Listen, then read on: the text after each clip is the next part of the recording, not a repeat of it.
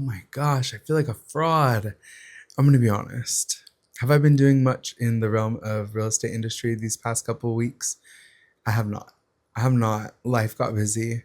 I got busy. Did I handle it with grace? Did I handle it with confidence? Did I handle it at all? Probably not. I'm going to be honest. Probably not. I handled it like a human being who had a lot on his plate, who had things to do at home. Either way, whatever it is that happened at home, whatever it is that happened those past couple of weeks, that's the beauty of sales. You can wake up and be whoever you want whenever you want. You can be whoever you want to be in sales. So, just to go over why I started this series 3 months ago, in reality, I started this because I wanted to do more. I wanted to pull more from real estate. I wanted to pull more from this career. I wanted to do more. I didn't want to just be another agent. That is okay because we don't chase, we attract. We don't chase, we reposition. We don't chase, we reframe. I can guarantee you my clients probably are not that invested into how many hours I spent at my house with my family, as long as they are seeing the results and the progress on their transaction, on their portfolio, on their real estate vision. They could care less what I'm doing at home with my family. But at the end of the day, you have a fiduciary duty. And I think as long as you're going above and beyond and it's getting done for them, spend your days at home, spend your days with your family. That sounds like the opposite of what people would tell me.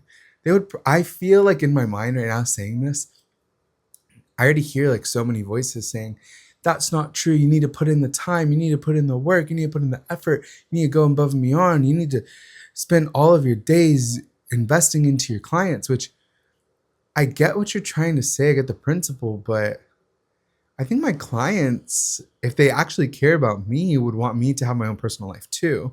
But on top of that, if my work is still leading to results, surpassing their goals, their expectations, then I think it's safe to say they won't mind if I have dinner with my family every night.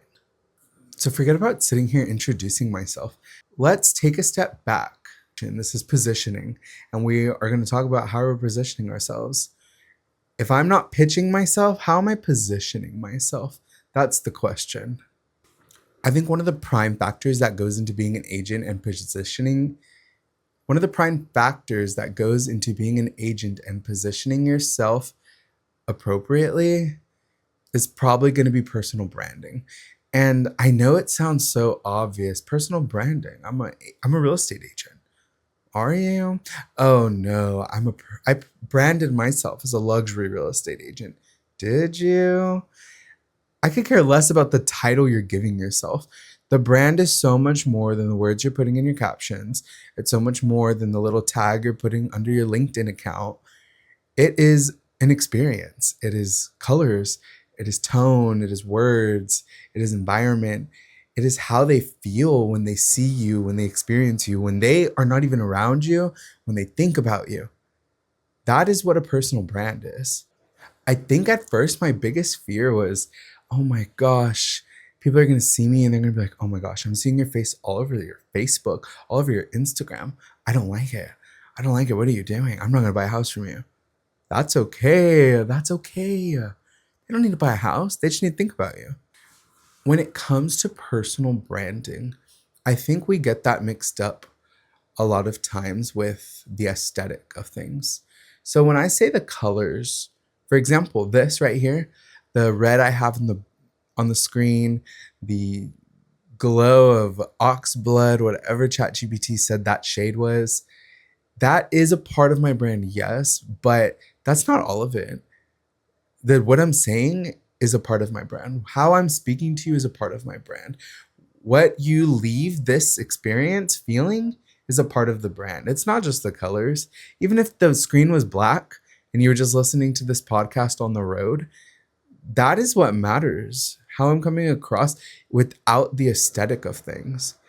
We can worry about all of the minor visual details, but I don't think they should be your main priority.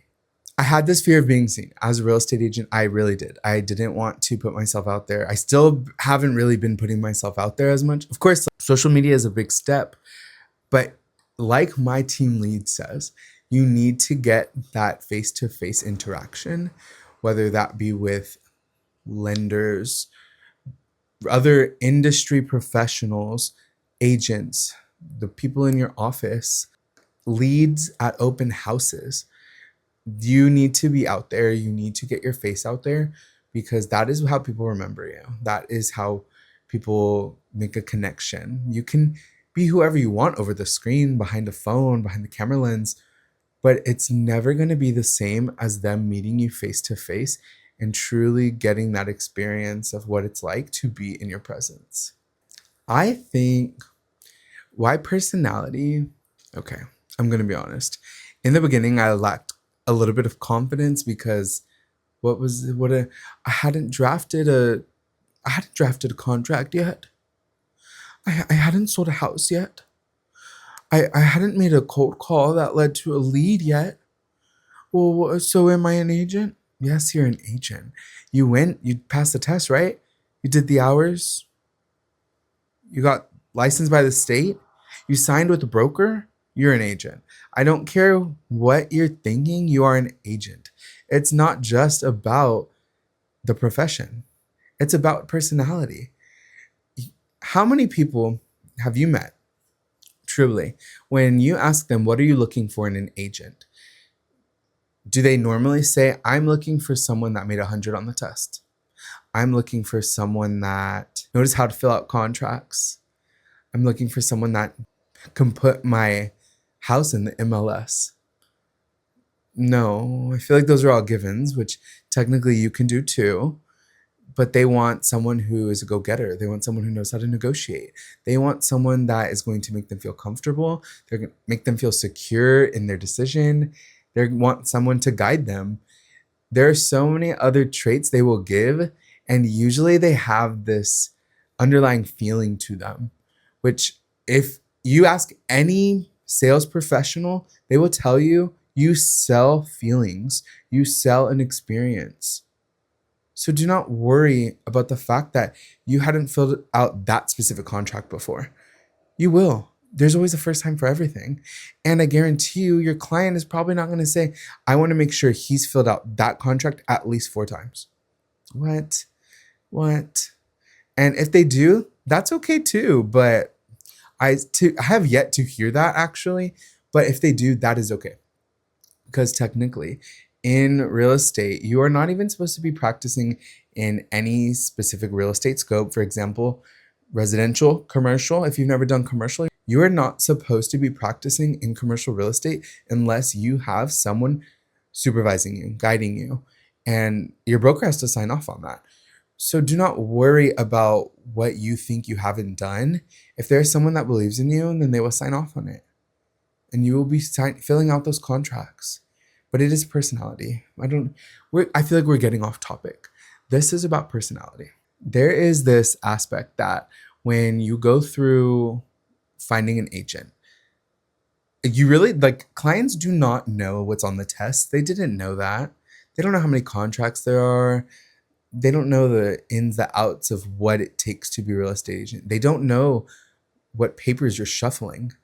You know what they want? They want someone who makes them feel secure. They want someone who makes them feel comfortable. They want someone who knows how to negotiate, who knows how to win a deal, who likes to get what they want. It's all a feeling. You're selling a feeling and experience. And I hope the fact that this whole game is a personality game helps you, eases you a little bit, because you can go a long way with a personality. Are you a personality hire? Kind of, right? Are we? Are we personality hires? I feel like we're a little bit more than a personality hire because we do need competence. So if you have competence in this profession and a personality, I think you'll go even further than you think. The emotional risk of real estate. Honestly, you want to know what? Okay, forget real estate in general right now. We're going to step out of the real estate zone right now. There is an emotional risk in anything that you are pursuing for yourself, whether that be reaching out to leads whether that be posting yourself, putting yourself out there. It is such an odd feeling, one, when you're reaching out to people you don't know and they reject you. They tell you you're stupid.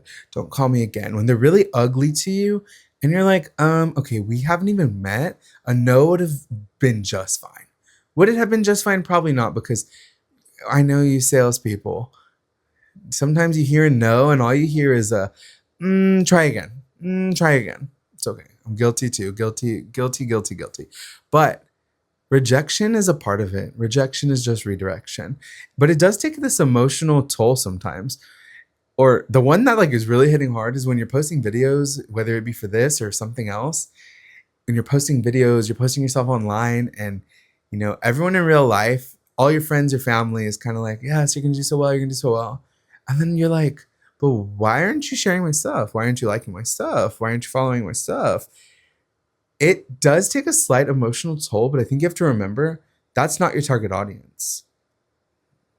If your target audience is your friends and your family, then you go hang out with your friends and your family in your personal time. This is not your target audience. Your target audience are people you do not know, more than likely. Of course, your sphere of influence, but if you are targeting your sphere of influence, they are no longer just friends and family. They are the sphere of influence. You have to draw the line, because there is an emotional risk that goes with putting yourself out there and realizing not everyone is going to support you, realizing not everyone wants to see you succeed, and not everyone sees your vision. One thing I was afraid of was that my personality wasn't going to suffice. It wasn't going to fit this profession. Honestly, the same way I sit here and I'm like, oh, my voice, I don't mean to sound like that.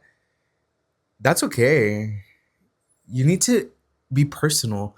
You need to share the parts of yourself that make you you, because that's going to set you apart from every other agent. That's going to set you apart from AI. I know that's a big deal right now. AI taking over, yada, yada. Personally,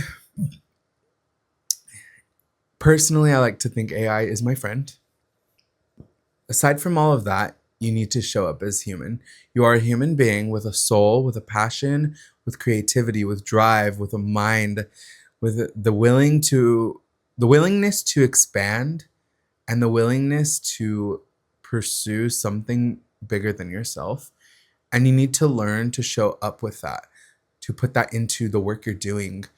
When I watch certain videos, like house tours, there's something about the house tours where they kind of just pan through it. They pan through it. They're not in the video. They have some music. Maybe they have their little swirly zoom, fast transitions through the hallways. Some of them are cute.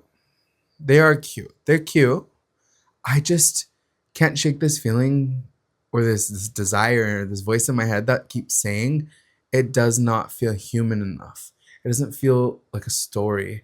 It does not really invoke any feelings in me, and that doesn't sit right with me. And do I make those cute videos? Not really. I kind of, the way I was doing social media, I think I have a more modern approach, because I feel like sometimes mine go too fast and they look like TikToks. They look like short little TikToks or cap cuts. I am still trying to figure out how to bridge the two.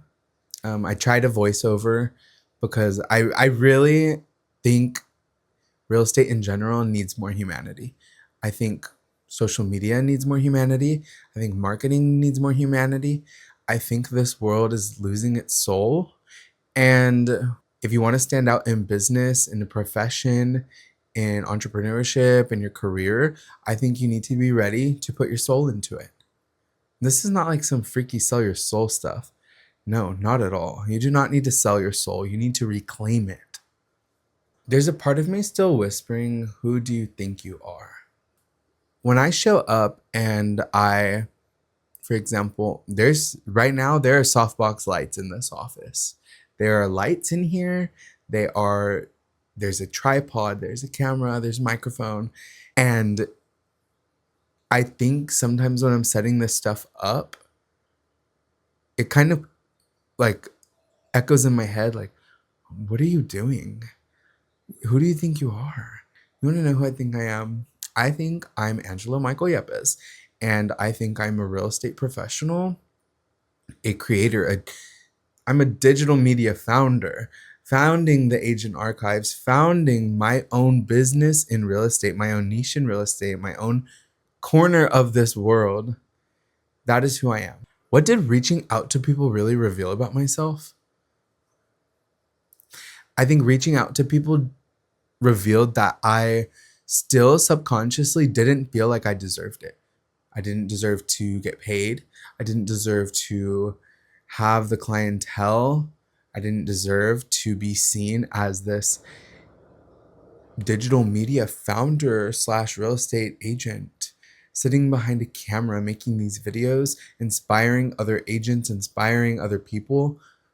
I think my subconscious didn't think it deserved it, which I'm so sorry that that happened to you, but get a grip. Why does clarity scare us?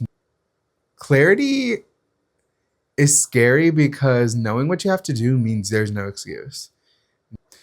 I think clarity isn't necessarily scarier. I think it's heavier. I think it's heavier because you can't hide behind anything. You can't hide behind excuses or confusion or, strategy or approach. When you do not have clarity, you are a beautiful little fool, as Daisy from The Great Gatsby would say. But when you have clarity, it puts it into a whole new perspective, and it's dangerous. That is why. Because clarity is dangerous. Knowing what you need to do, how to do it, or what you want in life requires drive. And it is scary because now you have to go out and get it. Now you have to go out and get those clients. Now you have to go out and rewire your mind. You got to learn. You have to teach yourself how to market, teach yourself how to sell yourself, teach yourself how to bring in the money, the clientele, how to help people. And that is scary.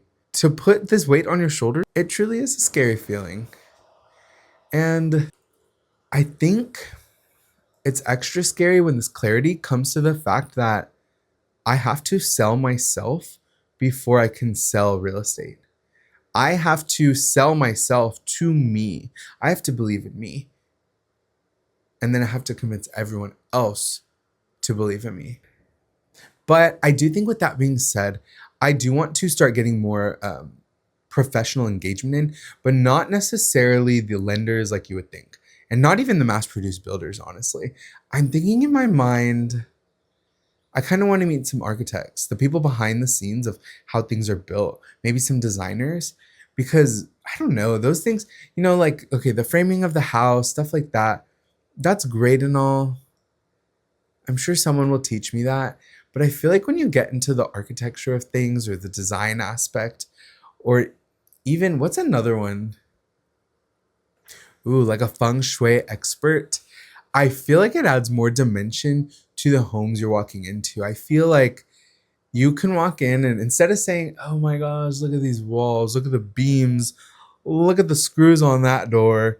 No, I could say, wow, this layout flows, this layout feels magnetic.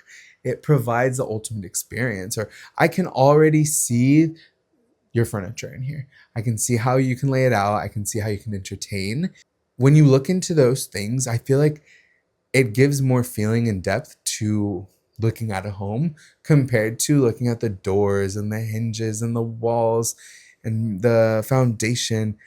We can do that, yes, but I think my goal personally for this week or these upcoming weeks is to pick some kind of out of the box industry experts to add to my depth. What shift happens when I enter rooms as a peer, not a rookie? Honestly, I don't think I've ever had this struggle with, oh, I feel like a rookie, because I feel pretty competent. I do firmly believe there's no such thing as I don't know. I feel like if I'm going to claim I'm a rookie, it's because I think I don't know. And I just don't believe in that answer.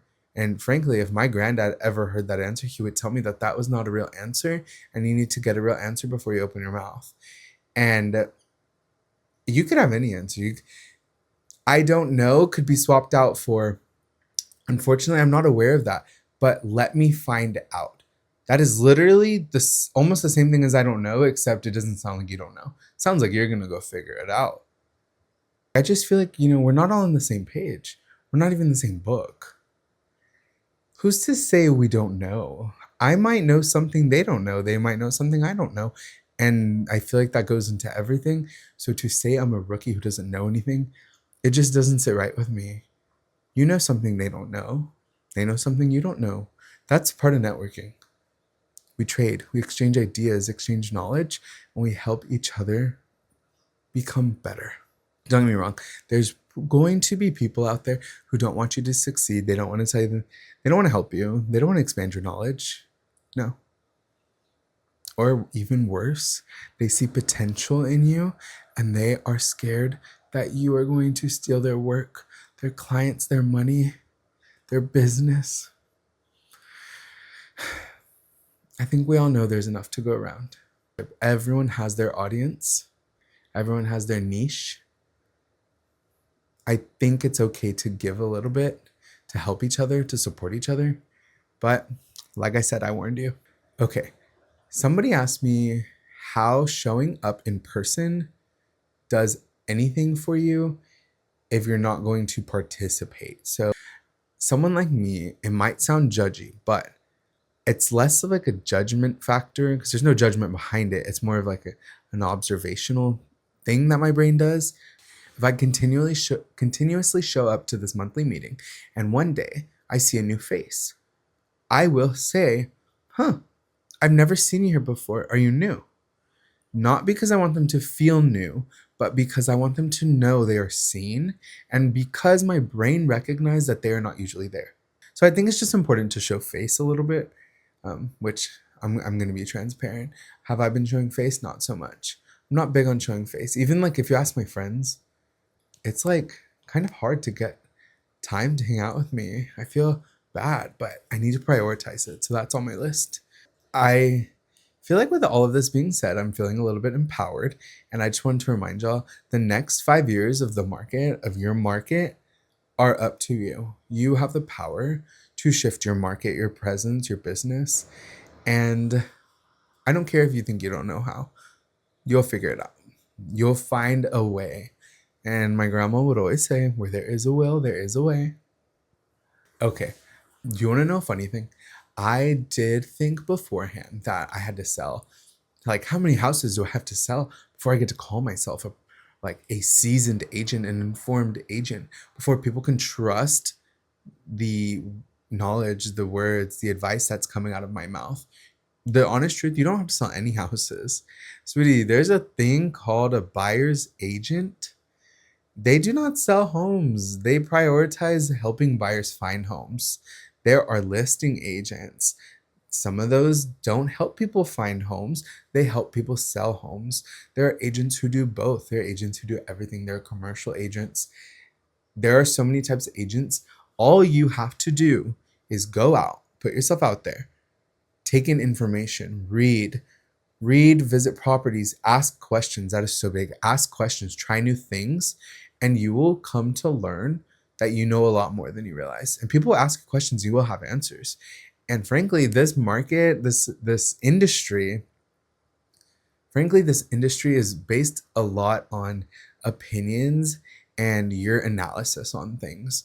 So when you lean into yourself and what you already know, as long as you're not misrepresenting or giving false information, you have a credible answer. You have a license. So just make sure what you're saying has truth to it. If you're just giving an opinion or an analysis, then make sure you have a good reason as to why you feel that way or you believe that is what you see. Other than that, if it can be proven with facts or figures, make sure you're obtaining these facts and figures. You don't need to sell 10 houses to be credible. You can be credible on your own. I think a part of that is treating yourself as if you are buying a home or selling a home. What would you want? What would you want from your agent? What would you want from your clients? What would you want from the house, from the touring experience? So it's honestly it's fun to go look at houses. It's fun. I'm going to say that. It is fun. I enjoy it. I think it's so interesting to see the different designs, the different features people have in their homes, the different layouts, the different options that are out there, all while being able to cultivate my own opinion and my own view on taste and refinement and what I want and what I like and dislike. Okay, one of my favorite things when going to look at a house is asking if the house was alive. What would it want to tell me? What would it want me to see? What would it want me to feel? What would it how would it put its best foot forward? Does that make sense? It it doesn't I don't it sounds silly. It really does, but like in the moment, ask yourself, look around, out loud, say, what does this house want to tell me? And I promise you, it's going to start flowing. You're going to see that there's so much more to it than four walls. Like I've said before, there's so much more to it than four walls. There's potential, there's story, there is legacy there. And it is our job to harness that and translate it. One thing I've learned or I've taken with me from a creator, her name's Tess Barkley. She says, ask yourself two things. One, if I was operating a multi-million dollar business, would this be something I'm willing to post or put out there that represents my multi-million dollar business? If the answer is yes, great. If the answer is no, not great, let's fix it then.